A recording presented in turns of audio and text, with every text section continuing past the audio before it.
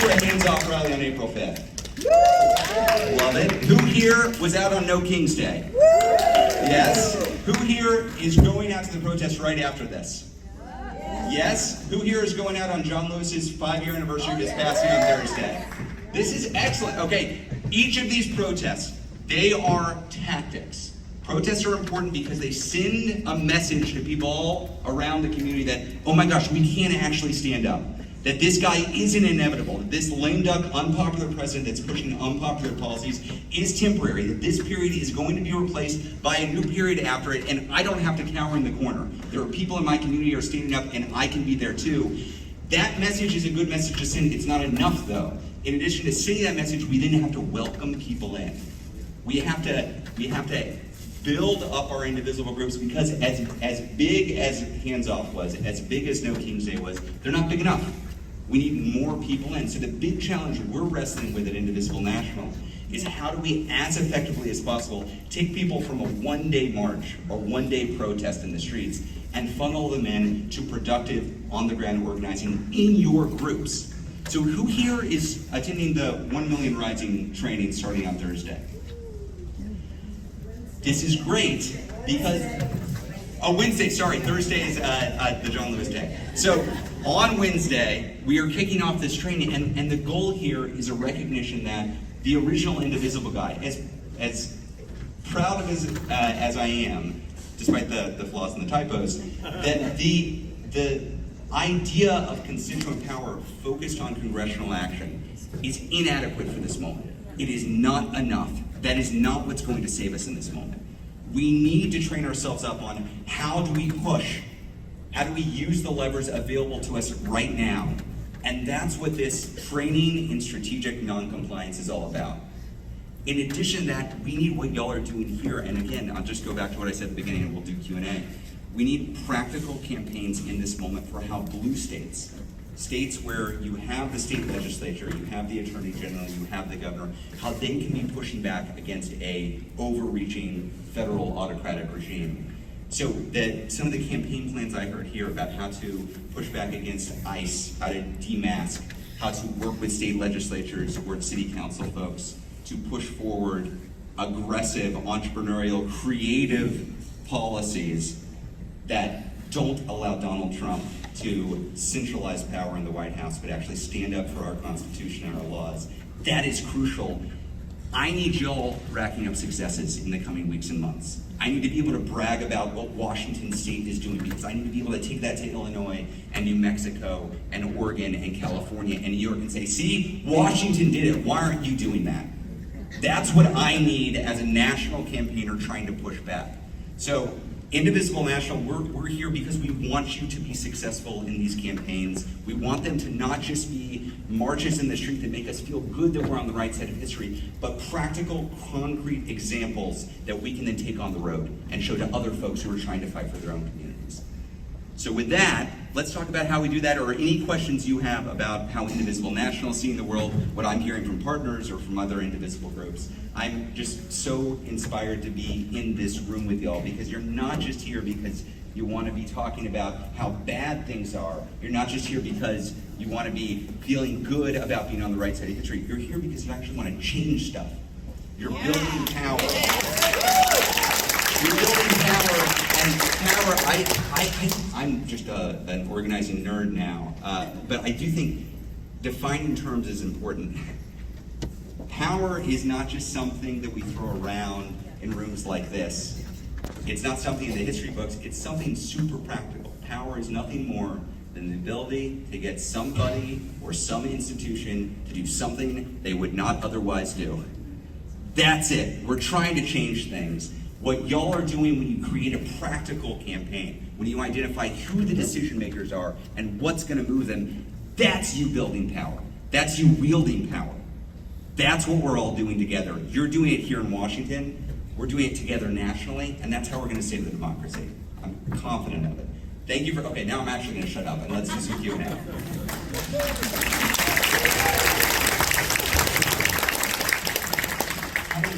Do we have mic runners? Yeah. Or people can just shout and I can repeat the question. We got 2 mic runners out here, but I think we're going to start with Zoom questions. I'm going to start with Zoom. Oh, love it. So from Amy McDavid, Two-part question. Will there be an analysis of best regime pillars done at the national level to give the local chapters guidance?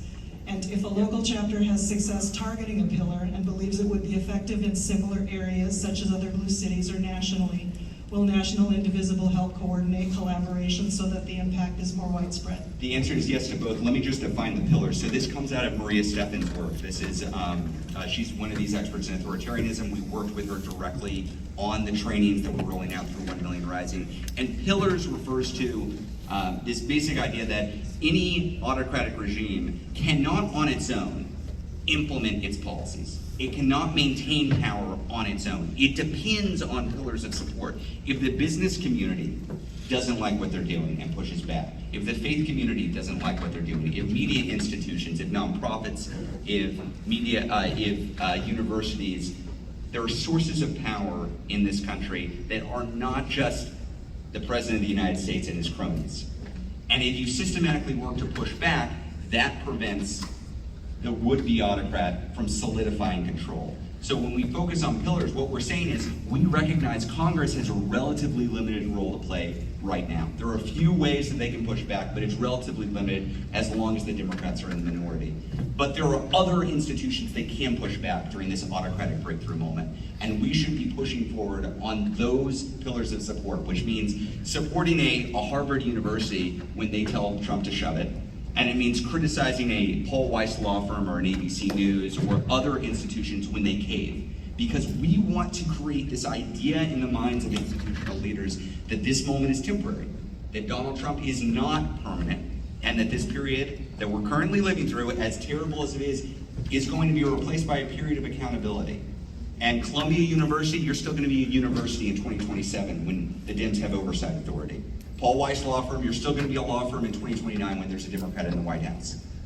We need these institutional leaders to not just think in terms of their short-term self-interest and preservation, but in the long term. And we do that by actively showing up and identifying campaigns to push them.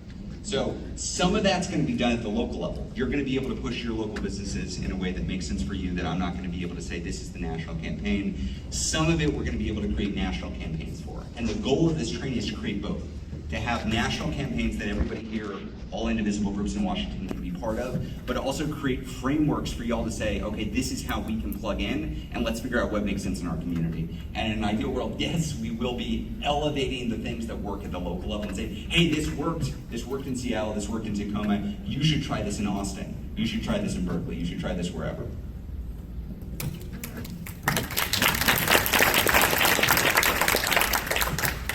Ezra, this is a tough question, so I apologize for that. Okay, we'll skip this one.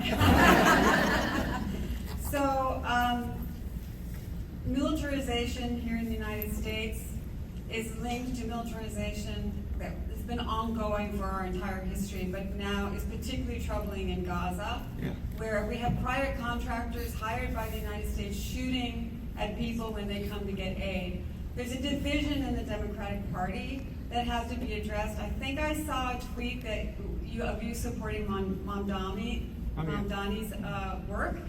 But how do we bridge this divide that may exist between us? Because I'm also at the point where I really have trouble with people who can't say the word genocide. I've worked in human rights for 30 years. I've documented genocide in Darfur and Srebrenica, and I just think we can't shy away from it. It's an elephant in the room, though. Yeah. How do we bridge that divide? How do we find a way? Because I'm afraid that when the midterms come, this is going to be a real problem for us. Yeah, look, I think it was a real problem in 2024, which we tried to express to the Biden and then the Harris campaign that they were actively alienating parts of their coalition. We tried to push for them to put on any Palestinian onto the stage of the DNC, and they ultimately ignored the demands. And we were caught in this, we were between a rock and a hard place. Do you criticize the administration and then maybe decrease the likelihood that Biden and then Harris win? And then you get a Donald Trump who would threaten to just totally steamroll Gaza entirely? Or do you hold your tongue, hopefully, to work on the inside to put pressure? and it's an impossible situation. We tried to make not just the moral argument to the administration, but also the political argument that you were going to lose young people, you were going to lose Muslim Americans in key states, and that's dangerous. And you should be damn sure that you don't need those populations to win before you make these choices.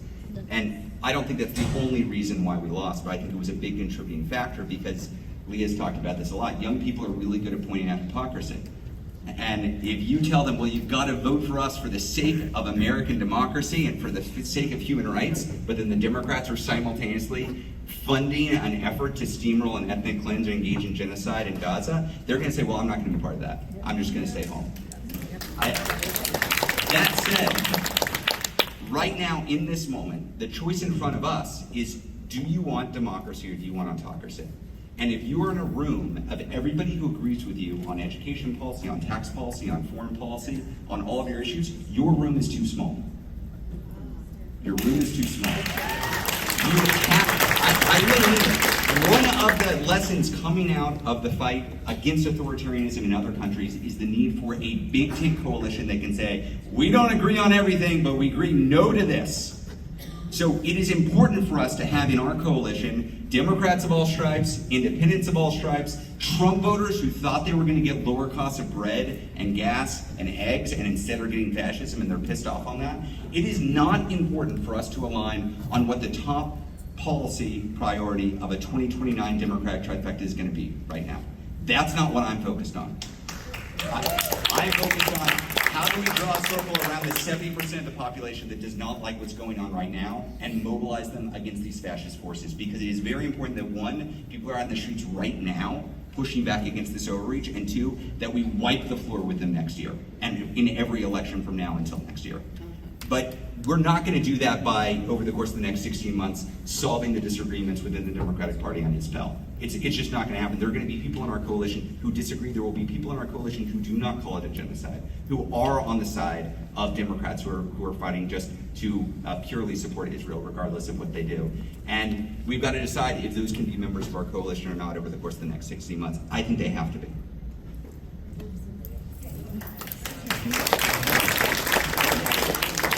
Thank you for bringing that up. So this transitions, I think, perfectly into my question, which is, you can look around at the types of people in this room, and even though I color my hair, I am a Gen Xer, so we've got an age situation here. We have a racial and cultural situation here. We certainly have a class situation here. So if we are building this big tent, then how do we go about reaching out to those who are not from the professional, intellectual, academic class? Because those are the people we need to reach. Yeah, great question. I mean, everybody can look around this room. And if you look around this room, you might see something similar in Indivisible group rooms across the country, which is disproportionately white, disproportionately college educated, disproportionately women. That's like the prototypical Indivisible group member looks like that, which is to say, we're not the entirety of the progressive movement, of the Democratic coalition, of the anti-Trump, anti-fascist coalition. We're not going to organize everybody. And I do think you can look at a room like this and think, gosh, how do we get name X group? Young people in, non-native people in, people of color, BIPOC folks, whoever it might be. We need more of that group. How do we get them in here? And I understand that impulse, and I've seen it a lot over the last 8 years talking with Indivisible groups, but the most successful Indivisible groups I've seen in diversifying who they are working with and who they are organizing with is not folks who started that way, but said, how can we use the power that we have to show up for other folks in our community? So the number one thing I would say to this very reasonable concern is, are you going to the protest right after this at the ICE facility? Like, how are you fighting for immigrant rights right now? How are you partnering with other immigrant rights leaders in your community? Do you know who is leading there? And how are you using the power of your whiteness, of your wealth, of your college educated status to partner, not lead, but partner with those other folks who are important for our coalition? And that's just practical stuff. I mean, that is not a big philosophical conversation. That is literally, what meetings are you going to? What groups do you work with? Do you have ambassadors who go out to those meetings and report back? And are you contributing your time, your energy, your money, your effort to those campaigns? Because if you're not, you're probably going to stay pretty white, pretty educated, pretty wealthy as a group. And you're not going to have the impact that we need to have in this moment, because that means that the groups that are being targeted aren't going to have the support they need. And as white as you may be, as wealthy as you may be, as college educated as you may be, you're also somewhere down the list of who's going to be targeted next.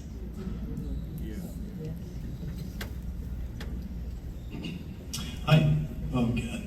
I'm Eric. Thank you. Thank you for coming, by the way. That's awesome that you came out here. I had no clue, so that was great. Kind of the darker side here.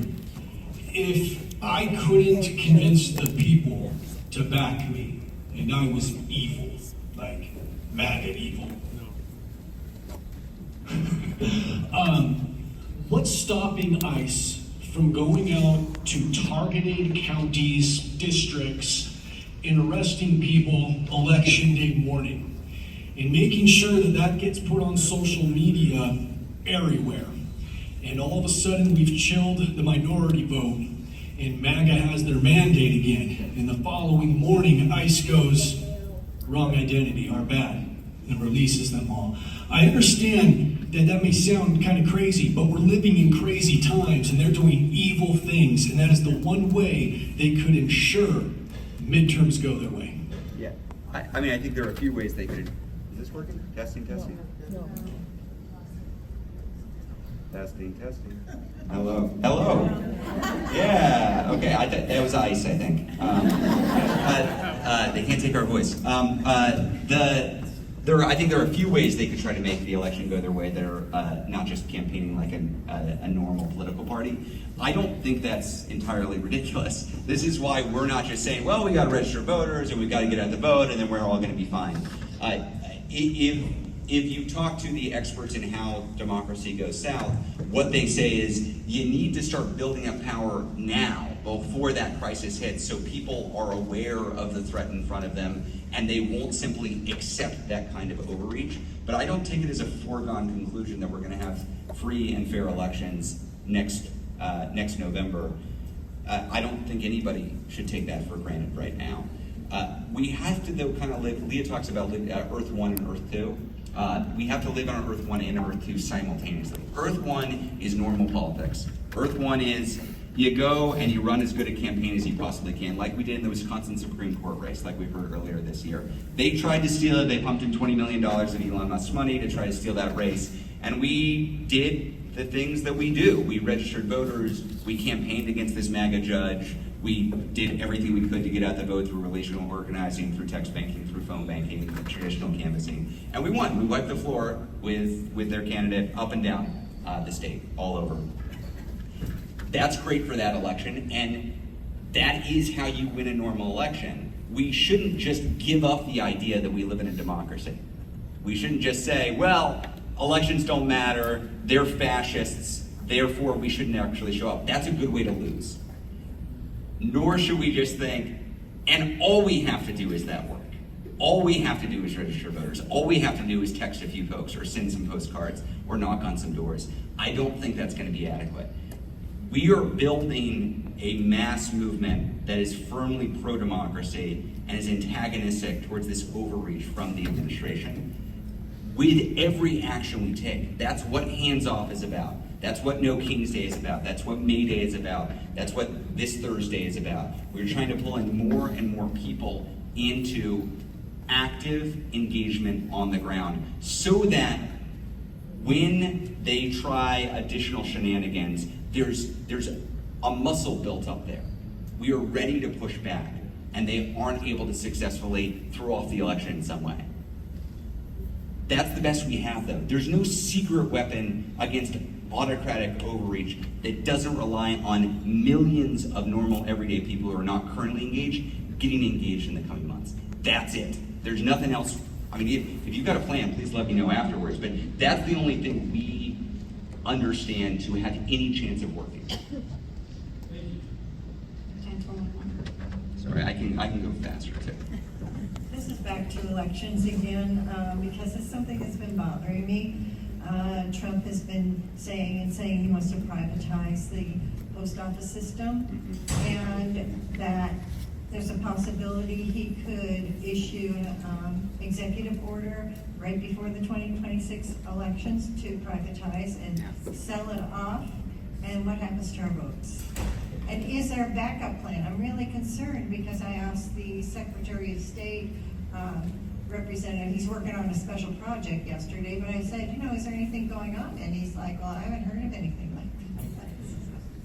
Yeah, I would put this in the category of, it is possible he does that. There are a lot of things. I mean, it's possible he decides to call out the National Guard and go after protesters, go after political opponents. It's possible he moves ICE beyond just focusing on immigrants and uses it as a terror force in general across the country. Like, look at what they did in LA and are currently doing in LA. It is ICE, but it's more than ICE. It's taking the National Guard, it's taking the military. Why haven't they done what they've done in LA in cities across the country yet? They didn't have the money. And now they do.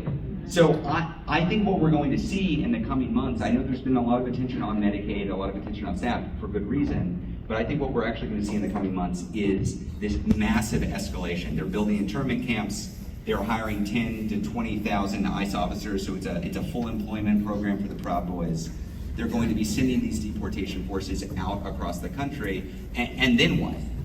I think the good news from my point of view, I hesitate to even call it good news, that the only positive side to this is that what they are doing is deeply unpopular.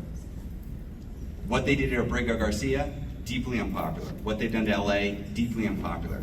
There is conventional wisdom in DC, and you're hearing this from Kim Schreier, among others, that immigration is a loser issue for Democrats.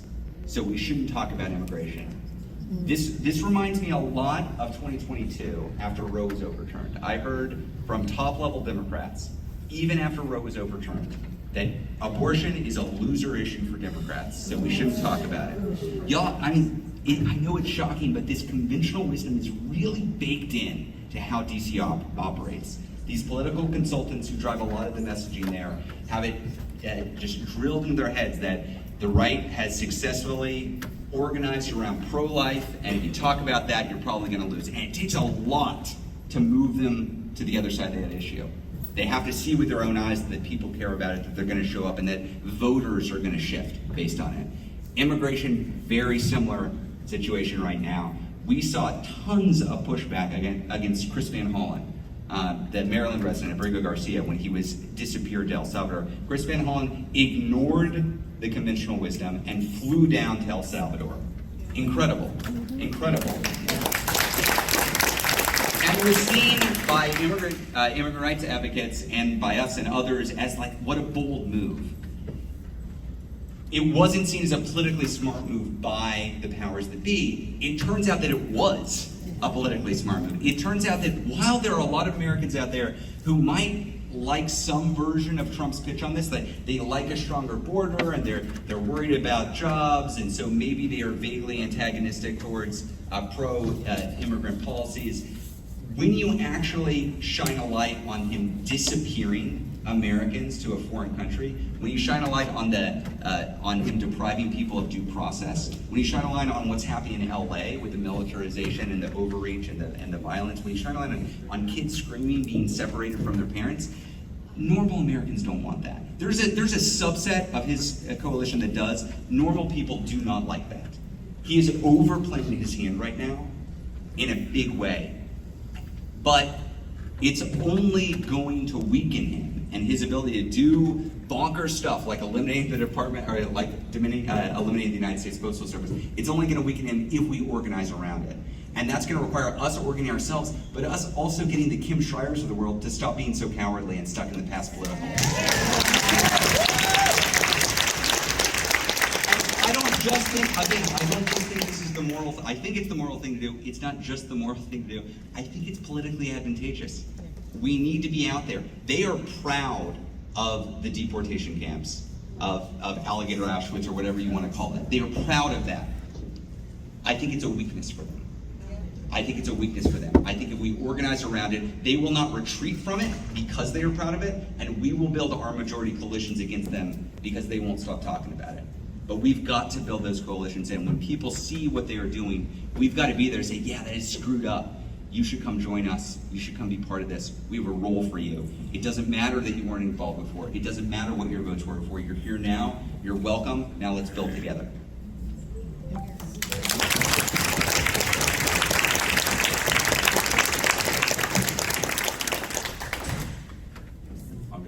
Are we good? We solved everything. One more over here. Do we have any other mics out? Thank you. I'm not sure how to phrase this question, but here's my concern. Every mass shooting has been committed by a white young man with white supremacist MAGA orientations. How do we make that obvious and brand it and get them to own that responsibility? And own the responsibility for the purpose of? For the purpose of, I suppose, to protect the false redirection of saying that terrorists are all immigrants, but to identify the homegrown terrorism. And the concern that we had assumed if we got the vote out, every marginalized group would vote progressive, and they didn't. They skewed right. And the young, especially men, skewed, if not right, against women and against brown. So how do we help craft that narrative to own that responsibility there for violence? Yeah, I mean, I think we have a duty to win, right? We have a duty to build a winning coalition, because if we don't, the fascists win. I mean, this is what happened in 2024. We failed, y'all. We failed to build a coalition. We failed to rally around a candidate who could convince a majority of Americans that we were better than the would-be authoritarian. I mean, that's the reality. And so I think a good question is, what do we should be curious about how we got to that place. Why did so many people look at the options of Harris versus Trump and say, well, I don't know about Trump, but like, I don't want this. I don't want this that's being offered to me. And I mean, we have an answer to that. We have an analysis, and it's not just about what happened in America, it's about what happened all over the world. If you look at every single Western country that held not just Western, every industrialized democracy that held an election in 2024, it doesn't matter how long they were in office, it doesn't matter what their ideology was, it doesn't matter their geography, some Slovakia, Slovenia, South Korea, France, every ruling party lost power in 2024. There was a global pushback against inflation and post-COVID world we were living in, which is all to say, a lot of people, when given the option of status quo or some change, regardless of what the change was, they said, well, we don't want the status quo. And I think this is true in America too. Whether reasonable or not, Harris was viewed as a status quo candidate, a continuation of the Biden years, and a lot of people, including people of color, including young people, and especially young men, were like, well, I'd rather blow up the system. I'd rather something completely different. And I think if you look at an election like Mondani in New York, you see youth turnout skyrocket. You see him crush the establishment candidate. I think part of that could be the ideological positions he had. I think a lot of it was people think the system is totally broken. And if we're coming in saying we've got to protect the system as it is, then we're probably going to lose a lot of people who think the system is totally broken. I don't know if we're going to win young men or people of color back to our coalition by saying that it's the white males who are the terrorists. I think that's an empirical question. We could look at it. I'm not convinced that is the way to bring them back in our coalition. I do think this gets to beyond the immediate challenge, but as we look forward to how we build a Democratic trifecta headed into 2029, what is the coalition that convinces enough Americans that we are not just the status quo, that we are actually going to deliver? I think that's hard to do with just policy ideas. Democrats have a 21% approval rating in Congress. Chuck Schumer, the leader of the Democrats in the Senate, has a 17% approval rating. 17%. The least popular political figure in the country leads the Democrats in the Senate. That's the reality. So I think that I'm not answering your question directly. I'm maybe answering it like more broadly, but when I look to beyond the present moment and what we need to do, what I see a need to do is a massive rebrand of what the Democrats are. I do not think the leaders that I see are going to be I have fewer strong, I have my own ideological leans. I have fewer strong convictions about which policy agenda they need to adopt, like will win it for them. And I do think our politics sometimes gets simplified into like, are you left or are you centrist or are you right? I don't think that's the dominant political question of the day, though. I think the dominant question is, are you for the status quo or are you for some sort of change? And I think we've got to convince a lot of people that Democrats aren't feckless and corrupt. And that's going to be difficult to do if we just have the same folks in charge. That's a challenge for all of us. It is. I love yelling at the Democratic Party to be better, but the Democratic Party is all of us. Like, there is no like monolith Democratic Party. This doesn't exist in some back room. We get the party we demand.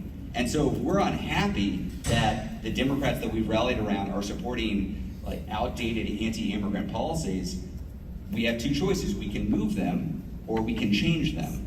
But if we don't move them and we don't change them, that's the Democratic Party we've endorsed. And that's a hard question for all of us, because it means we've got to say goodbye to some of our friends, maybe even some people that we've worked to get behind, because they're not getting their politics up to date.